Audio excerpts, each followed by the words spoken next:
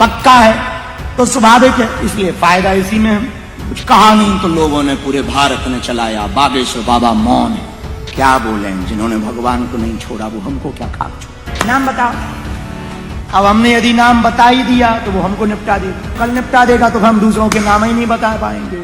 नगीना सांसद चंद्रशेखर आजाद ने राम मंदिर चढ़ावा चोरी प्रकरण को लेकर कथावाचक धीरेन्द्र शास्त्री पर तीखा हमला बोला है।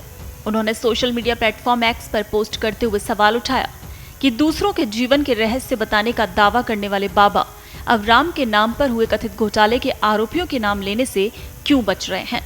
चंद्रशेखर ने लिखा कि जान के खतरे का हवाला देकर नाम उजागर न करना केवल स्वांग है। उन्होंने कहा कि जब ईश्वर की पर्ची के नाम पर इतना बड़ा धार्मिक तंत्र खड़ा किया गया तो अब ईश्वर के घर में हुई कथित लूट पर चमत्कारिक दावे क्यों गायब हो गए। सांसद ने लोगों से अपील करते हुए कहा कि न्याय किसी पर्ची या चमत्कार से नहीं बल्कि संविधान, कानून और पुलिस जांच से मिलेगा। दरअसल इस पूरे विवाद की शुरुआत धीरेन्द्र शास्त्री के उस बयान से हुई जिसमें उन्होंने दावा किया था कि राम मंदिर चोरी प्रकरण में अभी सिर्फ छोटी मछलियां पकड़ी गई हैं। सुनिए क्या कहा था। रावण तो ये भी है, बस रूप बदल गए। इन्होंने तो, रावण ने तो केवल माता जानकी जी की चोरी की थी। राम मंदिर के दान पात्र में लाखों लोगों की श्रद्धा चोरी हुई, करोड़ों लोगों का भरोसा चोरी हुआ। और हमें खबर मिली कि FIR हुई है, अभी और जांच हो और पकड़े जाएंगे, पक्का है, और पकड़े जाएंगे। लेकिन ये तो ठीक है, इतना हम कह सकते हैं, ज्यादा तो नहीं। और कह भी दें तो कोई बुराई नहीं, सच तो सच है, और जिसको बुरा लगे भला लगे वो उसका अपना काम। हम इतना कह सकते हैं, रावण ने माता जानकी जी की चोरी की थी, उसका परिणाम ये निकला कि 7 परिवार सहित नाश हुआ। करोड़ों लोगों के दान, राम मंदिर में राम को दिए हुए दान को जो चोरी करेगा, पक्का है वो सरकारी दंड तो पाएगा, भगवान का महादंड पाएगा,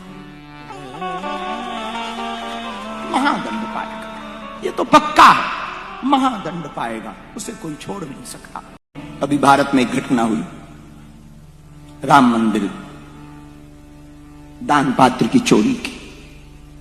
कुछ कहा नहीं तो लोगों ने पूरे भारत ने चलाया, बागेश्वर बाबा मौन है, चुप है, कुछ कह ही नहीं रहा, वाईफाई फेल है, कुछ बोल ही नहीं रहा। अब क्या बोले, जिन्होंने भगवान को नहीं छोड़ा वो हमको क्या खाक छोड़ा। नहीं तो ऐसे ही मकड़ी की जाले की तरह भारी चीज निकल जाती है, छोटी फंस जाती है। तुम तो जानते हो बाबा, बकबक क्यों करते। पर्ची खोलो, नाम बताओ किसका नाम है, नाम बताओ।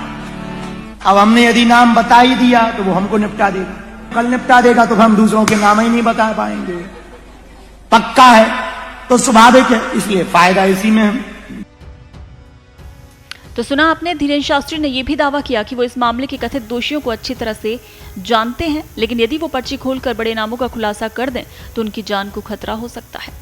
अब धीरेन्द्र शास्त्री के इस बयान के बाद सियासी और धार्मिक हलकों में बहस तेज हो गई है। विपक्षी नेताओं ने उनके दावों पर सवाल उठाते हुए कहा, यदि किसी के पास अपराध से जुड़ी ठोस जानकारी है तो उसे जांच एजेंसियों को सौंपना चाहिए।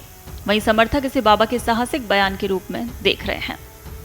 राम मंदिर चढ़ावा चोरी के मामले की जांच फिलहाल पुलिस और संबंधित एजेंसियां कर रही हैं और जांच आगे बढ़ने के साथ इस मुद्दे पर राजनीतिक बयानबाजी भी तेज होती जा रही है।